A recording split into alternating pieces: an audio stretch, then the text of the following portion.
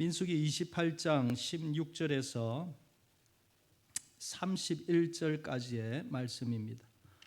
우리 찾으셔서 우리 한 절씩 교독하도록 하겠습니다. 민수기 28장 16절입니다. 한 절씩 교독하겠습니다.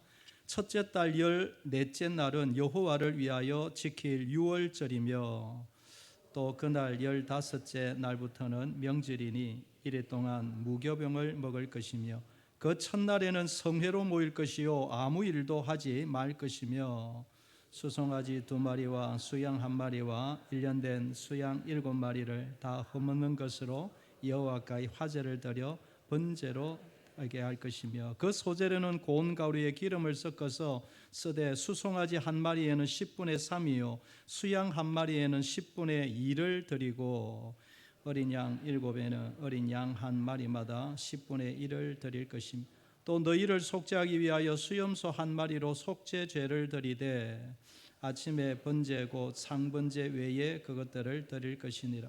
너희는 이 순서대로 이틀 동안 매일 여호와께 향기로운 화제의 음식을 드리되 상번제와 그 전제 외에 드릴 것이며 7째 날에는 성회로 모일 것이요 아무 일도 하지 말 것이니라. 77절 처음 읽은 열매를 드리는 날에 너희가 여호와께 새 소제를 드릴 때에도 성회로 모일 것이요 아무 일도 하지 말 것이며 수송아지 2마리와 수양 1마리와 1년 된 수양 7마리로 여호와께 향기로운 번제를 드릴 것이며 그 소재로는 고운 가루에 기름을 섞어서 쓰되 수송아지 1마리마다 10분의 3이요 수양 1마리에는 10분의 2요 어린 양 7마리에는 어린 양 1마리마다 10분의 1을 드릴 것이며 또 너희를 속죄하기 위하여 수염소 1마리를 드리되 너희는 다 흠 없는 것으로 상번제와 그 소제와 전제 외에 그것들을 드릴 것이니라. 아멘. 오늘 제목을 감사와 기쁨의 예배, 또 다른 말로 하면 감사와 기쁨의 삶. 여러분, 하나님이 우리에게 원하시는 것은 주 안에서 감사와 기쁨의 삶이다라는 사실을 오늘 한 번 더 기억하기를 원합니다. 우리의 삶의 형편이 때때로 어려운 일도 있고 이런저런 낙심스러운 일이 일릴 수 있지만 아버지가 자녀를 향한 마음처럼 우리 하나님은 우리의 기도나 예배나 모든 모임, 가정, 사회, 교회의 삶에 감사와 기쁨의 삶이 되기를 원하신다. 이것이 우리 아버지의 마음이다. 오늘 우리의 믿음이 되기를 바랍니다. 28장 앞부분에서 지난주에 매일의 제사, 이제 가나안 땅에 들어가기 직전에 우리 이스라엘 백성들에게 하나님이 너희들이 가나안 땅에 들어가면 매일의 예배, 매주의 예배, 매월의 예배를 지켜라라고 말씀을 하셨습니다. 이 말의 의미는 항상 언제 어디서나 안전지 일어나든지 하나님을 잊지 마라. 하나님 중심으로 살아라. 이 말씀이죠. 오늘 이 중반 후반부에는 28장에는 가나안 땅에 들어가서 매년 지켜야 할 특별한 절기에 대한 말씀입니다. 말씀이 좀 복잡하게 나오는데 간단하게 2가지입니다. 유월절 지켜라, 77절, 또 오순절이라고도 하는 77절을 지켜라. 이 말씀입니다. 이런 구약의 절기를 이렇게 단어로 보면 한 7가지 정도 나오는데 이것을 하그라라고 부릅니다. 히브리어로 하그라고 하는데 이것은 기뻐하다, 춤추다라는 의미입니다. 그러니까 모든 절기, 모든 예배가 기뻐하며 춤추는 축제의 모임이요, 축제의 예배요, 축제의 절기다. 이것을 잊지 마라라는 것이지요.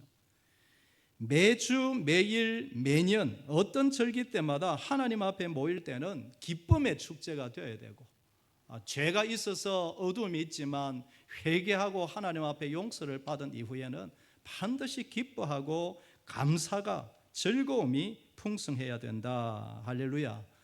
이것이 하나님 아버지의 구약이든 신약이든 동일한 마음입니다. 이 절기들을 신약교회 관점에서 보면 예수 그리스도 안에서의 교회의 모습이요 성도들의 모습을 미리 이 구약 시대에 미리 말씀해 주시고 있는 것입니다. 하나님 앞에서 모여 모든 모임은 감사와 기쁨의 삶, 기쁨의 예배가 되어야 한다. 예배 드리기 전에 하나님 앞에 나오기 전에는 죄로 인하여 세상에 이런저런 일로 인하여 마음이 어두웠지만 그러나 제사를 드린 이후에 예배를 드린 이후에 십자가 대속의 은혜로 말미암아 감사와 기쁨의 마음으로 변해야 한다. 변하고 변할 수 있고 반드시 그렇게 즐거운 예배가 되어야 한다. 오늘 기도에 몇몇 분들이 인상이 탁 굳어져 있는 분이 계신데 뭐 표정이 그럴 수 있습니다만 오늘 여러분 기도에 하고 나서 마음이 홀가분해져서 기쁨으로 돌아가는 밤이 되기를 소망합니다. 모든 예배가 그렇습니다. 새벽 기도회건 낮에 오시건 또 집에서 기도하시건 기도할 때는 수축된 그런 얼굴이었지만 찬양하고 기도하고 난 이후에는 기쁘게 할렐루야 하고 일어나는 우리가 되어야 할 줄 믿습니다.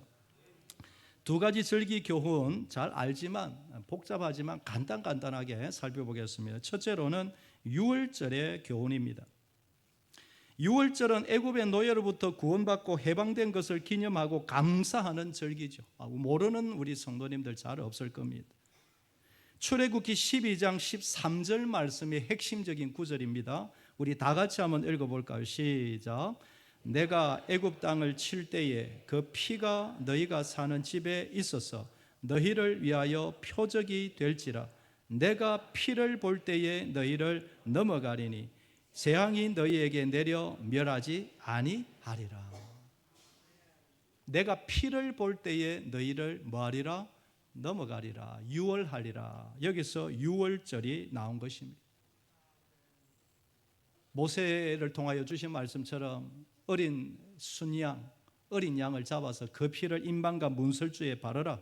그러면 죽음을 면하리라. 이 말씀이 신약에 와서 예수 그리스도를 통하여 완전히 이루어진 것을 믿습니다. 우리는 요한복음 1장 29절에 보면 이튿날 요한이 세례 요한이죠. 예수께서 자기에게 나오심을 보고 이르되 보라 세상 죄를 지고 가는 하나님의 어린 양이로다. 그대로 이 말씀이 신약에서 이루어진 것입니다. 십자가 보혈에 예수님의 어린 양의 피로 우리는 영원한 죽음에서 이미 살아난 줄 믿습니다. 그러므로 유월절 절기는 십자가 대속의 은혜, 구원의 은혜를 감사하는 날인 것입니다. 그래서 구약을 읽다가 유월절 하면 누가 생각이 나야 합니까?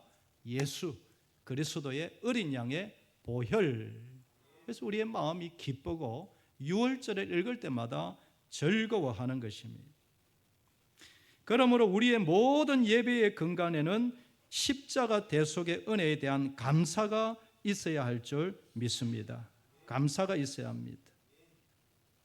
그리고 유월절과 무교절의 관계를 봐도 우리에게 교훈이 있습니다. 여러분 유월절은 엄격하게 하루입니다. 하루. 그런데 유월절 절기는 그 다음 날부터 무교절로 이어집니다. 7일간 이어집니다. 그래서 유월절 전체가 8일인 것이죠. 세세하게 구별하면 유월절 1일에다가 무교절 며칠입니까? 7일. 한 주가 시작되는 것입니다. 그게 오늘 16절, 17절입니다. 첫째 달, 14째 날, 1월 14일이죠. 여호와를 위하여 지킬 무슨 절이며 유월절이며 또 그 달 15일부터 15째 날부터 명절이니 이래 동안 무엇을 먹을 것이라? 무교병을 먹을 것이다. 무교절이죠. 누룩 없이 딱딱한 떡. 유월절은 하루이지만 그 다음 날부터 7일간의 무교절이 시작됩니다. 무교절은 누룩 없는 떡, 딱딱한 떡과 썬 나물, 또 양고기를 먹으며 한 주간을 보냅니다. 왜 이렇게 딱딱하게 누룩 없는 떡을, 빵을 만들어 먹으라 하셨을까요?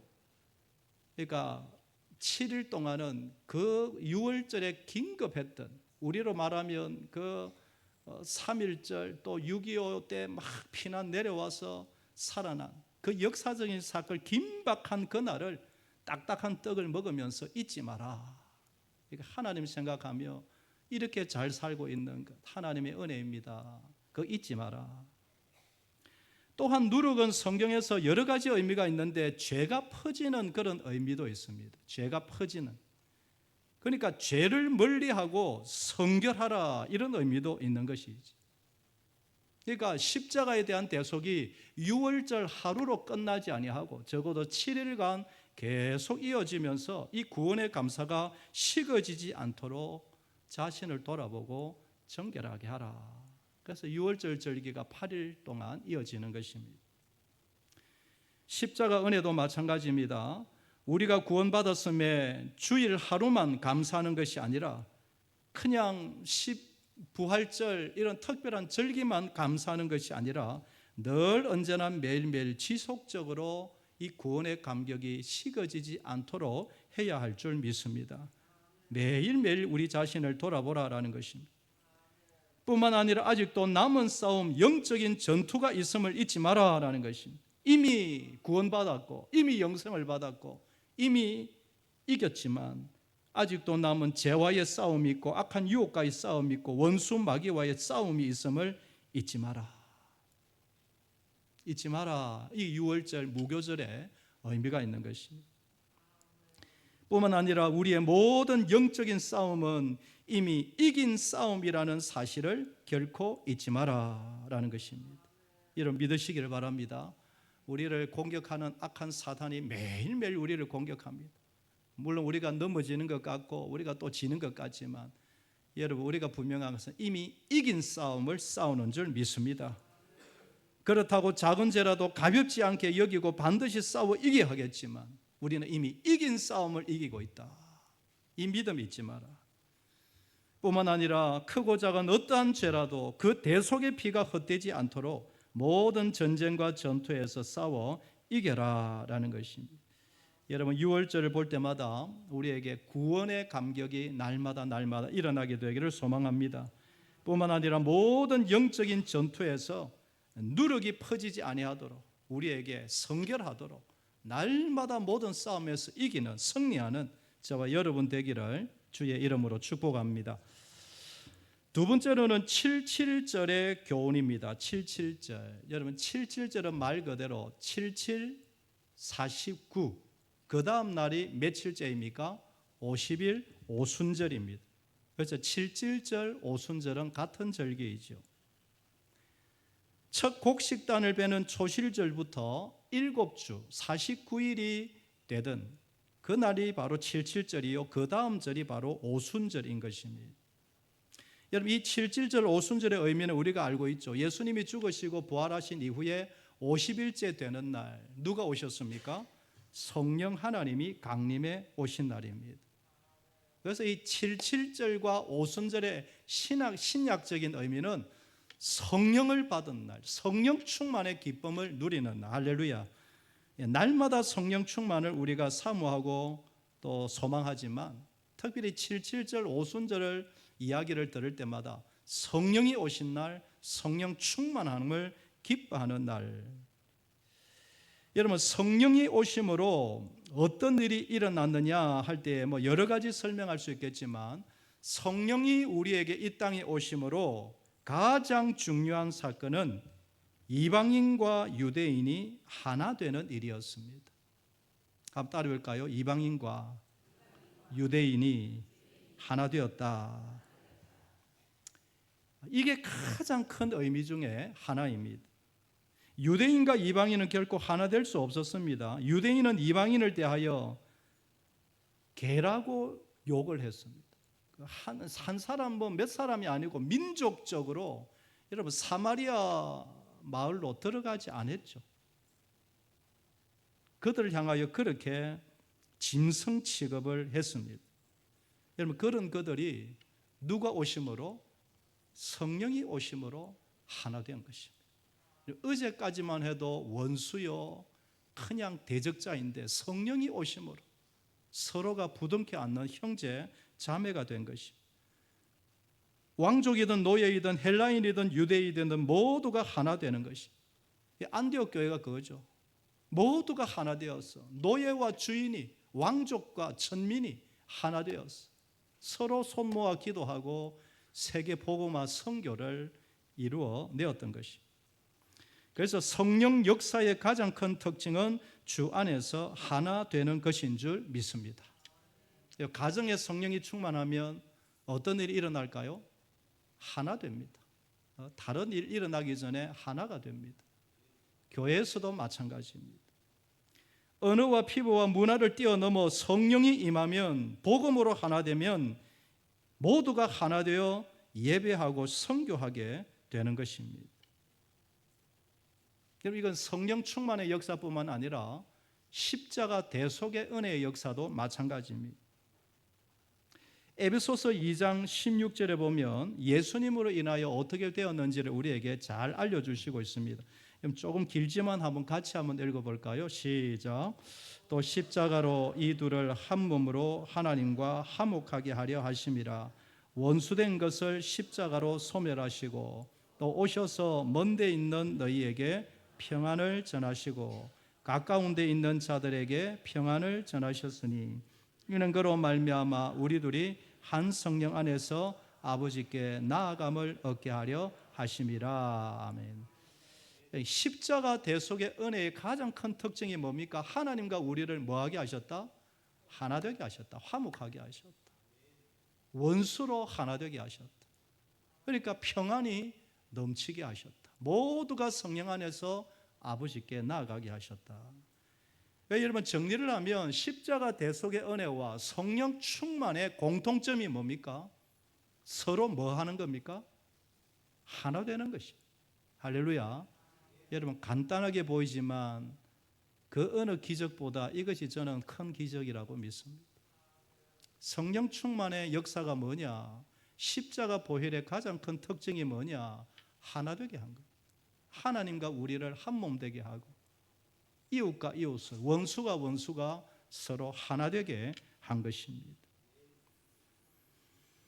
여러분, 10월 27일 날 우리가 계속해서 기도하고 있는데 한국교회 200만 연합 예배도 저는 마찬가지로 생각합니다. 여러분, 기도해 주실 것은 이번 기회를 통하여서 교단과 교울이 초월하여 성령께서 강하게 임하셔서 우리 한국교회가 한 목소리, 한 복음, 한 십자가, 우리 한국교회가 하나 되기를 소망합니다. 하나 되기를 원합니다. 여러분, 기도 제목으로 사무시라고 조금 말씀을 드리면 벌써부터 이런저런 삐걱거리는 이야기들이 오가고 있습니다. 왜 하필이면 10월 27일 그것도 주일에 올라가냐, 굳이 왜 그렇게 주일에 공예배를 어겨가며 멀리서 그 서울로 모여야 되는 이유가 있느냐. 저희 동기 목사님들이 이 방송에 나가기가 좀 그래서 그런데 저희 동기 목사님들이 당톡에 한 100명 정도가 들어와 있습니다. 그래서 오늘 잠시 이슈가 된 것은 왜 굳이 10월 27일 주일에 올라가려고 하느냐. 그래서 주고받고 하다가 그냥 매듭을 짓고 그냥 뚝 끊쳤는데, 정말 신학적으로 성경적으로 이게 맞느냐, 또 이런 이야기들이 나옵니다. 노예 내에서도 어떤 목사님들은 많은 숫자는 아닙니다.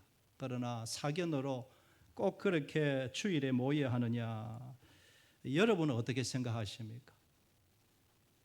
굳이 지금 답할 필요 없습니다. 여러분은 마음에 어떤 생각이 듭니까? 저는 충분히 그런 이야기들이 나올 수 있고 또 성경적으로 신학적으로 언젠가는 한번 토론할 필요는 있다 생각이 듭니다. 그러나 아마 대부분이 저와 비슷할 건데 저의 지금 생각은 지금은 하나 되어야 될 때라고 믿습니다. 지금 이러쿵저러쿵 말할 때가 아니다. 지금 주일 공예배를 논하고 이게 맞느냐 틀리냐 하면 코로나 시절에 자기들은 주일을 지켰습니까? 자기들은 여러분 구청에서 시청에서 나라에서 경찰들이 오고 생명 다해 예배를 지켰느냐 묻고 싶은 것이. 그러지도 못하면서 뭔 지금 와서 주일 올라가도 돼야 되느냐 마느냐. 여러분, 서로가 그렇게 지금 따져들면 서로가 민망해지고 서로가 부끄러워지는 것이. 지금은 하나 되어야 할 때인 줄 믿습니다. 지금은 아무 말 하지 아니하고 그저 이 일이 하나님 앞에 영광이 되고 온 교회 한국교회가 하나 되도록 조용하게 기도해야 할 때인 줄 믿습니다. 지금은 말할 때가 아니다라는 것이. 그래서 누군가가 그런 말하면 반박할 필요가 없다, 그런 생각합니다. 많은 분들은 아니지만 지금 한 100여 분들이 올라갈 것인데 서울 올라가시는 분들은 하루를 희생하는 자세로 겸손히 올라가야 할 줄 믿습니다. 남아있는 분들은 여기에서 더 간절하게 기도하고, 그래도 올라가는 분들은 올라갈 때 5시간, 내려올 때 5시간 나름대로 시간을 투자해서 올라갑니다. 여기에 남아있는 분들은 이 한국의 전국에서 버스들이 한 10,000대가 올라갔다 내려갔다 할 건데 50만, 70만, 100만 명이 모일 텐데 한 건의 안전사고도 일어나지 않도록 도와주시옵소서. 기도해야 될 때이고, 광고할 때 말씀드린 대로 올라가지 못한 분들은 여러분 약속하죠. 2시에 반드시 유튜브를 켜놓고 한국의 모든 전 국민들이 이것에 관심을 가지도록 이런 기도하며 참여해야 될 줄 믿습니다. 여러분, 지금 중요한 것은 우리 모두가 주 안에서 성령으로 하나 될 때인 줄 믿습니다. 지금은 하나 될 때다. 한번 따라해 볼까요? 지금은 하나 될 때입니다. 그래서 이런 일에 대해서 개인적으로 살짝 질문할 수 있겠지만 더 이상 왈가왈부하지 않았으면 좋겠다. 이번 주일에 인도네시아 글로리아 대일교회당 건축 문제도 마찬가지입니다. 하나님이 기뻐하시고 성령이 함께 하시는 이 선교의 문제라면 잘하든 못하든 모두가 한마음 되어야 할 줄 믿습니다. 마음에 이런저런 의문이 들더라도 그런 분이 안 계시겠지만 모두가 하나 되어야 합니다.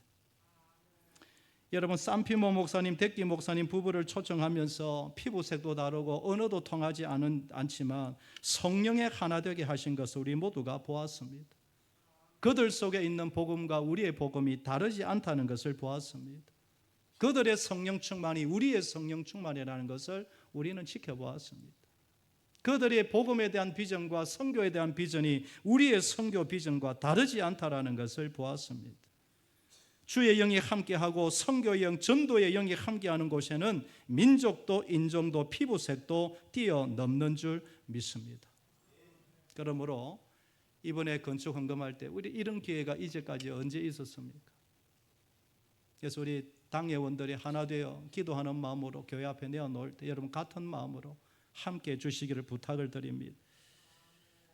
오늘 저녁에 오신 분들은 그래도 기도하는 분들이기에 몇 가지 나눕니다. 저는 이번 기회를 통해서 우리 교회가 다시 한번 선교의 영광, 선교의 축복, 선교의 기쁨이 우리 온 교회 모든 자녀들에게까지 흘러가게 되기를 소망합니다.